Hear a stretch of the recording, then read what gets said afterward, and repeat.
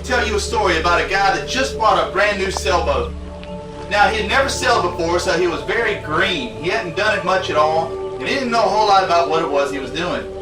This sailboat was huge, it was massive, and it was called the SS Relationship.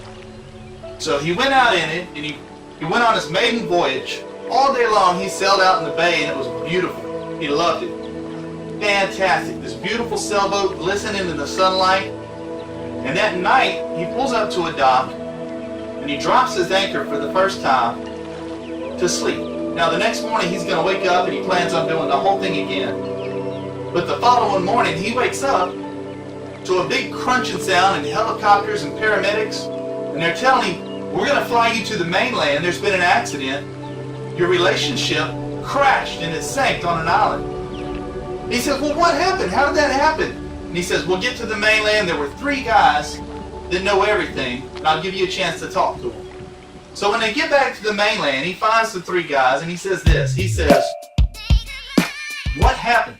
Now, the first guy says, well, we were all on the dock admiring your new relationship, and you went to sleep, and apparently you didn't know what you were doing yet because your anchor fell off of the side of the boat, and you started drifting away.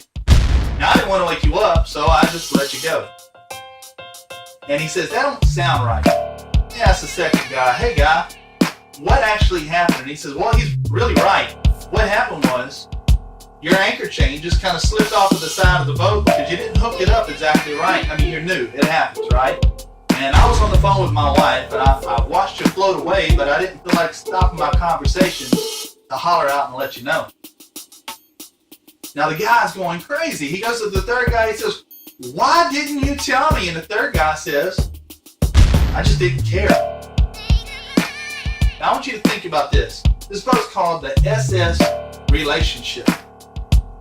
Sometimes we begin our relationship with God, or we've had it for a long time, and we come to these spots where we're tired. We've been working all day. We've been trying really hard at our relationships, and things just aren't going right.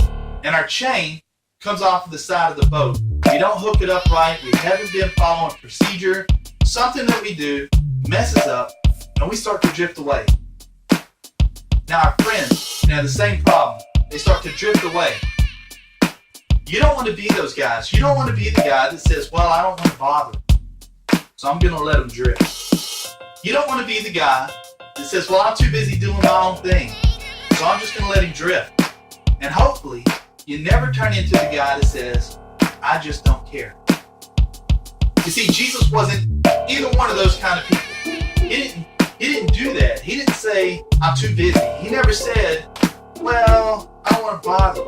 He never said, I don't care.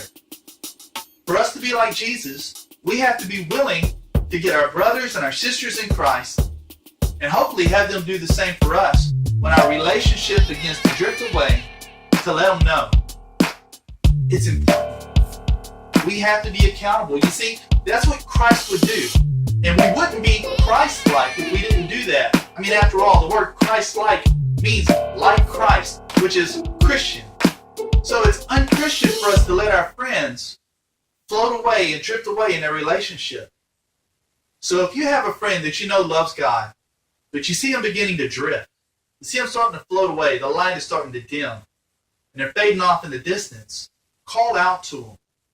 Let them know what's going on. Be their friend. Be their accountability partner and be there for them.